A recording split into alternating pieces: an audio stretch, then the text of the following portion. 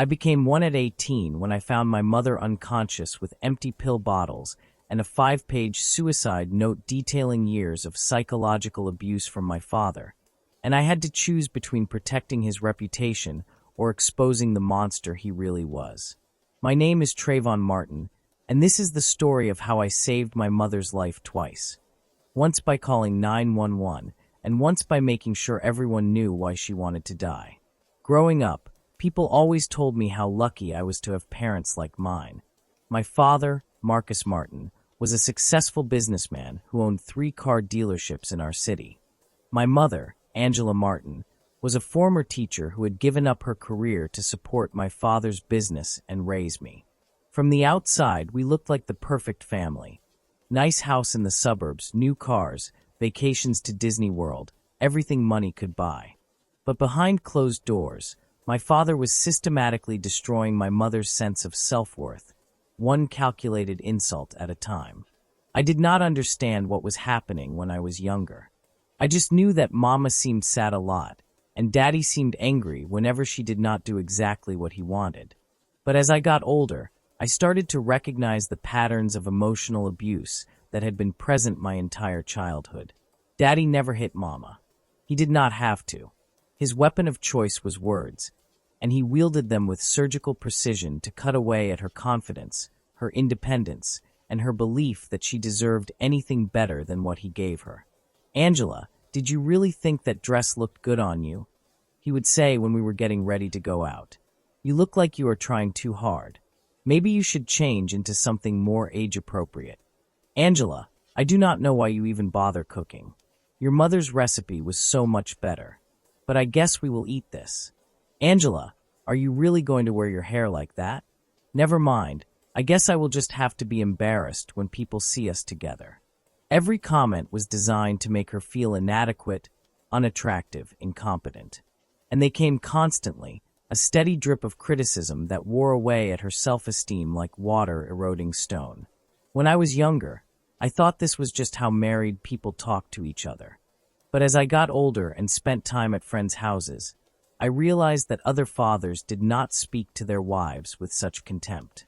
Other mothers did not flinch when their husbands entered the room or apologize constantly for things that were not their fault.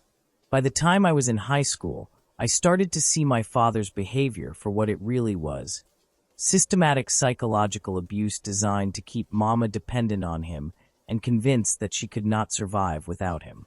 He controlled everything about her life. She had no access to their bank accounts, even though much of the family wealth came from her inheritance that she had contributed when they first got married. She had no credit cards in her own name. She had no friends because Daddy had gradually convinced her that they were all jealous of her or trying to use her.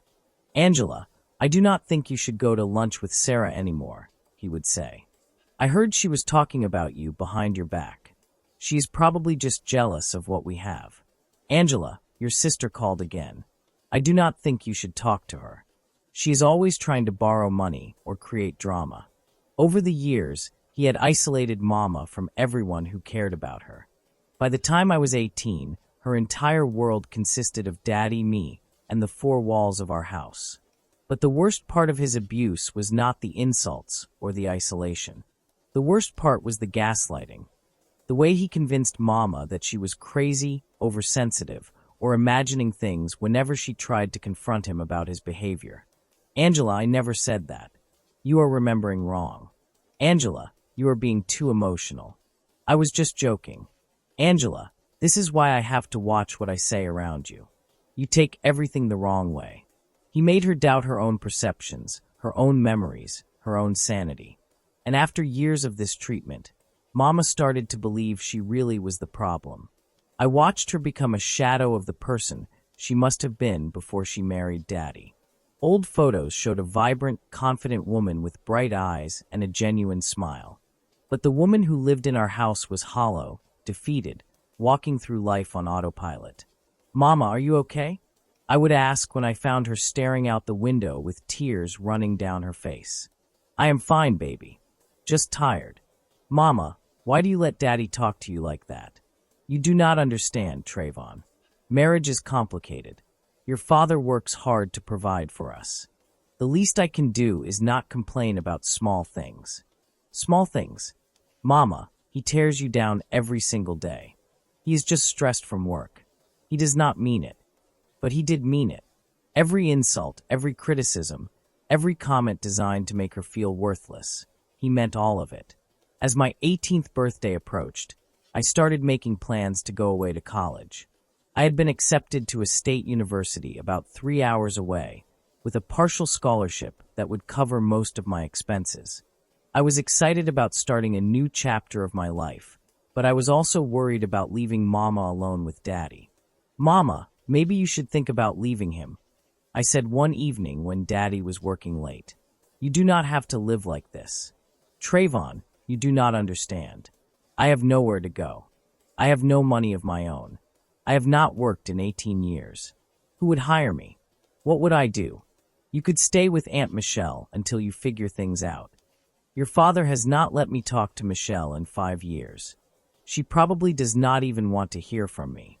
Mama, Aunt Michelle still asks about you. She has tried to reach out. Daddy is the one who blocks her calls and throws away her letters. How do you know that? Because I have been collecting the letters he throws away. I have been saving her phone messages. Mama, your family has not abandoned you. Daddy has just convinced you they have. Mama started crying, and I realized she had no idea that people still cared about her, that there was a world outside the one Daddy had constructed around her. I cannot leave him, Trayvon. I am not strong enough. You are stronger than you think. But I was wrong about that. Or at least, I was wrong about how much strength Mama had left after 18 years of psychological abuse. The night everything changed was a Friday in late July, 2 weeks before I was scheduled to leave for college. Daddy had come home from work in a particularly foul mood because one of his dealerships had missed its sales targets for the month. Angela, this house is a mess, he said, even though the house was spotless because Mama cleaned compulsively, afraid of his criticism. Do you do anything all day besides sit around? I cleaned this morning, Marcus. I did the laundry, the grocery shopping, the meal prep. Oh, so you want a medal for doing basic household tasks. Angela, other men's wives have jobs and still manage to keep their houses clean. You told me you did not want me to work. You said my job was to take care of the house in Trayvon. I said that because I thought you were capable of doing it well. Clearly, I was wrong. I watched this exchange from the kitchen doorway, feeling helpless and angry. I wanted to defend Mama, but I knew from experience that interfering would only make things worse for her after I left the room. Dinner is ready, Mama said quietly. I made your favorite, pot roast with potatoes and carrots. Daddy took one bite and made a face. This is overcooked. How do you manage to ruin something this simple? I followed the recipe exactly. The recipe is not the problem, Angela. You are the problem. You are the problem with this dinner, with this house, with this marriage. I work 12-hour days building a business to support this family, and I come home to a wife who cannot even cook a decent meal. Mama stood up from the table, her hands shaking. I am sorry. I will make you something else. Do not bother. I have lost my appetite. I am going to the office to get some work done, where at least people are competent. After Daddy left, I tried to comfort Mama, but she had retreated into herself in a way I had never seen before. Mama, you know he is wrong, right? The dinner was perfect. He is just being cruel because he is angry about work. Maybe he is right, Trayvon. Maybe I am the problem. Maybe everyone would be better off without me. Mama, do not say that. You are not the problem. Daddy is the problem. You are leaving for college in 2 weeks. You will be free of this house, free of me and all my inadequacies. Mama, you are not inadequate. You are a victim of abuse. Please, Trayvon. I just want to be alone right now. I went to my room, but could not shake the feeling that something was very wrong. Mama had sounded defeated in a way that scared me. Over the years, I had watched Daddy break her down piece by piece, but tonight felt different. Tonight felt final. Around 10 p.m., I realized I had not heard Mama moving around the house for over an hour. Usually, she cleaned the kitchen after dinner, did laundry, or prepared things for the next day. But the house was silent. I went to check on her and found her bedroom door closed. I knocked softly. "Mama, are you okay?" No response. I knocked again, louder this time. "Mama, I am coming in." I opened the door and found Mama lying on her bed, unnaturally still. Empty pill bottles were scattered on her nightstand, her sleeping medication, her anxiety medication, pain pills left over from a dental procedure. Next to the bottles was a handwritten letter, 5 pages long. "Mama!" I screamed, running to her side. She was breathing but barely, her pulse weak and her skin cold and clammy. I grabbed my phone and called 911, my hands shaking so badly I could barely hold the phone. "911, what is your emergency?" "My mother overdosed on pills. She is barely breathing. Please send help." The dispatcher kept me on the line, asking questions and giving me instructions while I waited for the ambulance. I turned Mama on her side in case she vomited. I counted her breaths, terrified each one might be her last. While I waited for help to arrive, my eyes kept drifting to that 5-page letter on the nightstand. Part of me wanted to respect her privacy, but a stronger part needed to understand what had pushed her to this point. I picked up the letter and started reading. "To whoever finds this letter, I am sorry. I am sorry for being weak. I am sorry for giving up. I am sorry for all the ways I failed as a wife and a mother. But I cannot do this anymore. I cannot keep pretending that everything is okay when my entire life has become a prison built by my husband's words." The letter went on to detail 18 years of systematic psychological abuse. Every insult Daddy had ever hurled at her. Every way he had isolated her from her family and friends. Every time he had convinced her she was crazy for feeling hurt by his cruelty. Every moment he had made her feel worthless, unlovable, and better off dead. She wrote about how she had given up her teaching career, her inheritance, her independence, believing she was building a partnership with someone who loved her. Instead, she had become a prisoner in her own life, controlled and diminished by a man who seemed to derive satisfaction from her suffering. She wrote about the times she had thought about leaving, but had been convinced by Daddy's manipulation that she had nowhere to go, that no one would want her, that she was too damaged and broken to survive on her own. She wrote about watching me grow up and feeling guilty that I had to witness her abuse, but feeling powerless to protect me from seeing it or to give me a healthier example of what love should look like. And she wrote about Daddy specifically, listing years of cruelty with heartbreaking detail. "Marcus told me I was lucky he married me because no other man would want someone as pathetic as me. Marcus told me my family stopped contacting me because they realized what a burden I am. Marcus told me I had gotten fat and ugly and should be grateful he still slept with me. Marcus told me I was a terrible mother who had ruined our son with my weakness. Marcus told me the world would be better off without me, and for once, I think he is right." I sat there on the floor of my mother's bedroom, reading her suicide note while listening to her shallow breathing, and I felt rage like I had never experienced before. Every cruel thing I had heard Daddy say to Mama over the years suddenly took on new weight as I understood that these were not just isolated incidents of a stressed man losing his temper.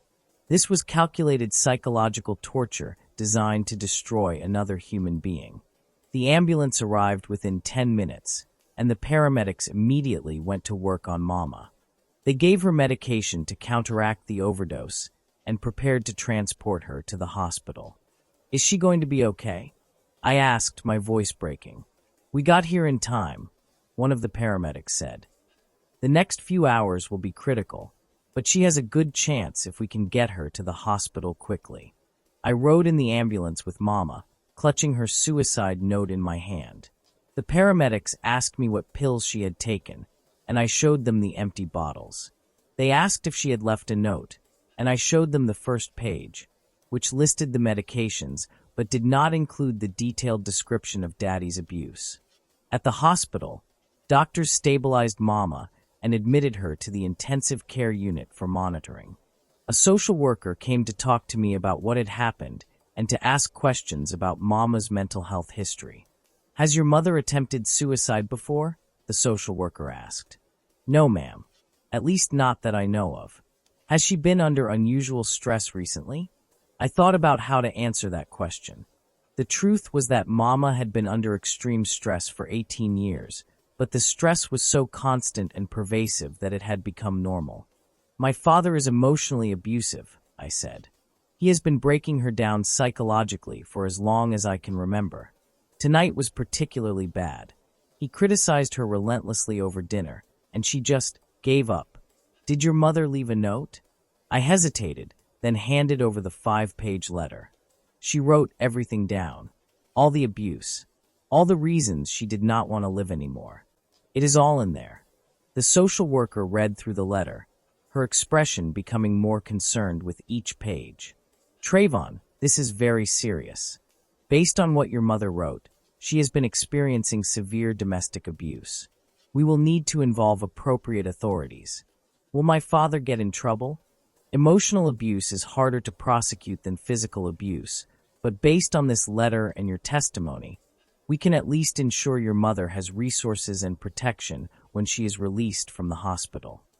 Around 2 a.m., Daddy finally showed up at the hospital. He had been at his office and had not known about Mama's suicide attempt until I called him from the hospital. What happened? He demanded when he saw me in the ICU waiting room. Why did Angela do this? I looked at the man who had spent 18 years destroying my mother's will to live, and I felt nothing but contempt. She did this because you have been psychologically torturing her for 18 years, I said coldly. She left a note explaining everything you have done to her. What note? What are you talking about? A 5-page letter detailing every way you have abused her, controlled her, isolated her, and convinced her she was worthless. The social worker has it now, and they are involving the authorities. Daddy's face went pale. Trayvon, you do not understand. Your mother is mentally ill. She is not thinking clearly. No, Daddy.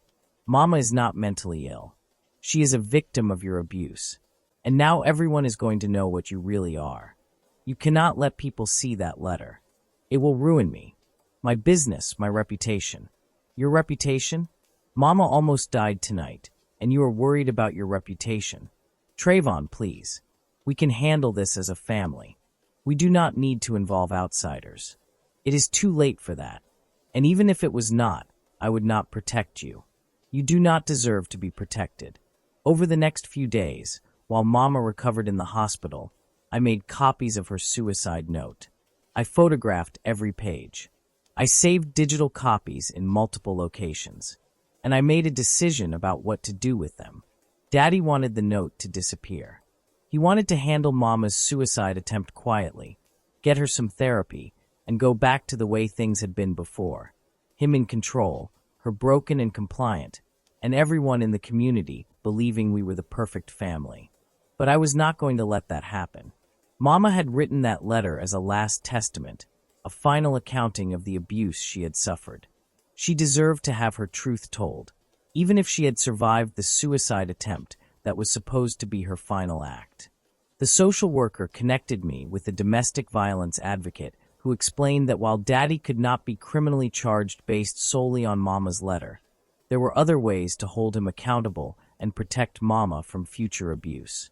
The most important thing, the advocate said, is making sure your mother has support when she leaves the hospital. She will need therapy, probably medication for depression and anxiety, and a safety plan in case she decides to leave your father. What if I make the letter public? I asked. What if I make sure everyone in our community knows what he did to her? That is your decision to make, Trayvon.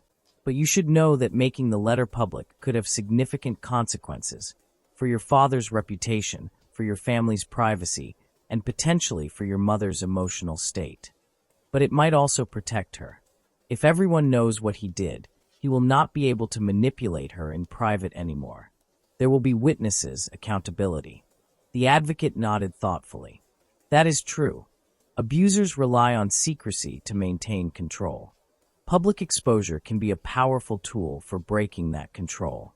When Mama woke up fully, 3 days after her suicide attempt, she was angry that she had survived. Why did you call 911? She asked me, tears streaming down her face. Why could you not just let me go? Because I love you, Mama. Because your life matters. Because Daddy has convinced you that you are worthless, but it is not true. You do not understand, Trayvon. I cannot keep living like this. Then do not live like this. Leave him. Start over. But do not give up on life because one terrible man convinced you that you do not deserve to live. I am too old to start over. I am 45 years old with no job, no money, no skills that matter anymore. Mama, you were a teacher. You have skills. You have family who would help you. You have a whole life ahead of you if you just walk away from the man who has been destroying you. Your father will never let me leave.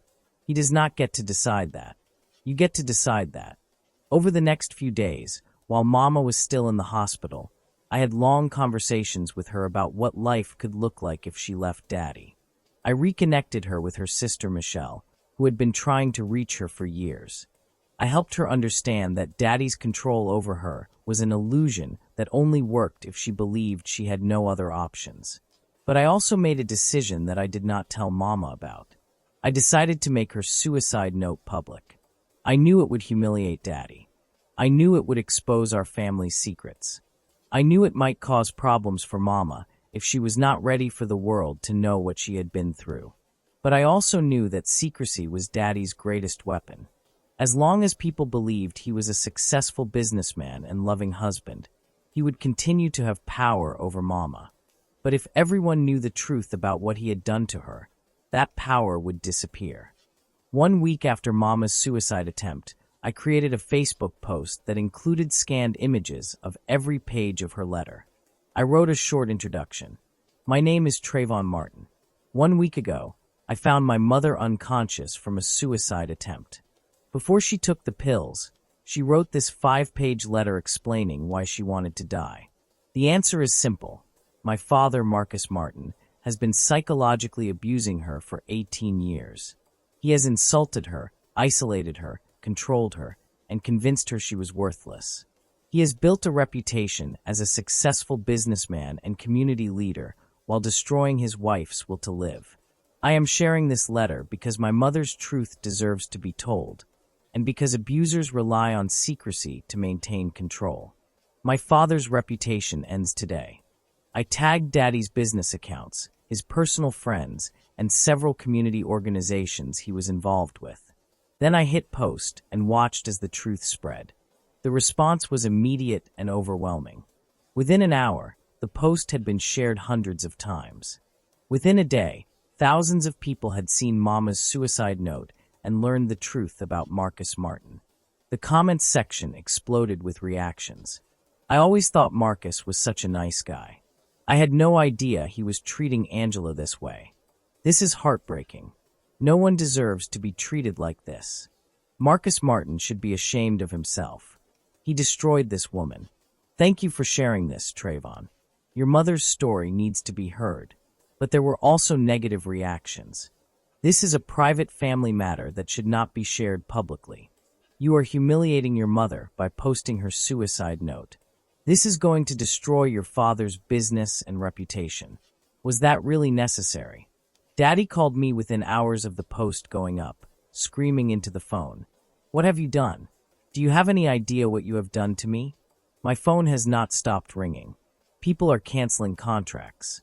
Employees are asking questions. My reputation is destroyed. Good, I said calmly. You deserve to have your reputation destroyed. You almost killed Mama with your abuse. That letter was private. You had no right to share it. Mama wrote it as a final accounting of what you did to her. She wanted the truth to be known. I am just making sure it is. I am going to sue you for defamation. I am going to. Sue me. For sharing Mama's own words about her own experiences? Good luck with that. And while you are talking to lawyers, maybe ask them about the liability you face for 18 years of psychological abuse. Over the next few weeks, the consequences of my post became clear. Daddy's car dealerships saw significant declines in business as customers decided they did not want to support someone who had driven his wife to attempt suicide. Several community organizations he was involved with asked him to step down from leadership positions. Friends and business associates distanced themselves from him publicly. But the most important consequence was the impact on Mama. Once she learned that I had shared her letter publicly, her first reaction was anger and embarrassment. "Trayvon, how could you? That letter was private. I never meant for the whole world to see it." "Mama, Daddy was counting on that letter staying private. He was counting on you being too ashamed to tell anyone what he did to you. But now everyone knows, and he does not have power over you anymore. But everyone is looking at me like I am broken, like I am damaged." "No, Mama. Everyone is looking at you like you are a survivor. People are reaching out to support you. Aunt Michelle has invited you to stay with her. Your old teaching friends have offered to help you get back into education. The community is rallying around you." And it was true. While some people judged Mama for attempting suicide or judged me for making the letter public, many more people offered support, resources, and compassion. Former students Mama had taught reached out to tell her how much she had impacted their lives. Women who had experienced similar abuse shared their own stories and offered solidarity. Mental health professionals offered free counseling services. Most importantly, Mama started to see herself differently. Instead of being a failure who could not keep her husband happy, she became a survivor who had endured years of abuse and had the courage to tell her truth, even if that truth was initially meant to be her final words. Mama decided to leave Daddy. She moved in with Aunt Michelle and filed for divorce. Because she had contributed a significant inheritance to the marriage, and because Daddy's abuse was now public knowledge, her lawyer was able to negotiate a favorable settlement that gave her the financial resources to rebuild her life. She went back to school to get recertified as a teacher. She started therapy to address the trauma of 18 years of psychological abuse. She reconnected with friends and family who had been cut off by Daddy's manipulation. And slowly, she began to resemble the woman I had seen in old photographs. Vibrant, confident, engaged with life. "Trayvon," she said to me about 6 months after her suicide attempt, "I need to tell you something." "What is it, Mama?" "When you posted my letter on Facebook, I was so angry. I felt exposed and humiliated. I thought you had violated my privacy in the worst possible way. I know. I am sorry if I made the wrong choice. That is what I need to tell you. You did not make the wrong choice. You made the brave choice. You saw that I was too broken to save myself, so you saved me by exposing the man who was destroying me. I just wanted you to be free. I am free now. Not just free from your father, but free from the lies he told me about myself." When that letter went public and people responded with support instead of judgment, I started to realize that maybe I was not the problem. Maybe I was not worthless and pathetic and better off dead. Maybe I was just a woman who had been abused by someone who was supposed to love me. Today, Mama is 47 years old and teaching 5th grade at an elementary school in Aunt Michelle's district. She has her own apartment, her own bank account, her own life. She is dating a kind man who treats her with respect and builds her up instead of tearing her down. She also speaks publicly about her experience, sharing her story with other survivors of domestic abuse, and encouraging them to seek help and to understand that abuse is never their fault. "I attempted suicide because I believed the lies my abuser told me about myself," she tells groups of survivors. "I believed I was worthless, unlovable, and better off dead. But my son refused to let me die believing those lies. He exposed my abuser and showed me that I had value, that I deserved better, that my life mattered." Daddy's businesses never fully recovered from the scandal. He eventually sold 2 of his 3 dealerships and moved to another state to try to rebuild his reputation, somewhere that people did not know what he had done to Mama. We have had minimal contact since Mama's suicide attempt. He has never apologized for the abuse or taken responsibility for driving her to attempt suicide. In his mind, he is the victim, a man whose private life was unfairly exposed by an ungrateful son and a mentally ill wife. But I do not care about his version of events. I care about the fact that Mama is alive, healthy, and happy. I care about the fact that she is free from his control and building a life that is authentically hers. Some people still criticize me for making Mama's suicide note public. They say I violated her privacy, humiliated her unnecessarily, and could have handled the situation more discreetly. But I stand by my decision. That letter was Mama's truth, and her truth deserved to be told. Daddy had controlled the narrative of their marriage for 18 years, presenting himself as a devoted husband while systematically destroying his wife's mental health. Making the letter public shifted the narrative and gave Mama back her voice. More importantly, it saved her life. Not just physically, the 911 call did that, but emotionally and psychologically. By exposing Daddy's abuse, I broke his power over her and showed her that she was not the problem, he was. I am now 21 years old, majoring in psychology with a focus on domestic violence and trauma recovery. My experience with Mama's suicide attempt and the decision to expose Daddy's abuse has shaped my understanding of how abusers maintain control and how survivors can reclaim their power. The most important lesson I learned is that abuse thrives in secrecy. Daddy was able to torture Mama for 18 years because no one outside our house knew what was happening. He presented one version of himself to the world, successful, charismatic, devoted, while being someone completely different behind closed doors. When I made Mama's letter public, I destroyed that secrecy. I made it impossible for Daddy to maintain his false image, and I made it possible for Mama to see herself through others' eyes instead of just through his distorted mirror. Some people ask me if I regret destroying my relationship with my father. The answer is no.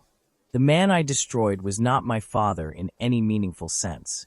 He was Mama's abuser who happened to also be my biological parent.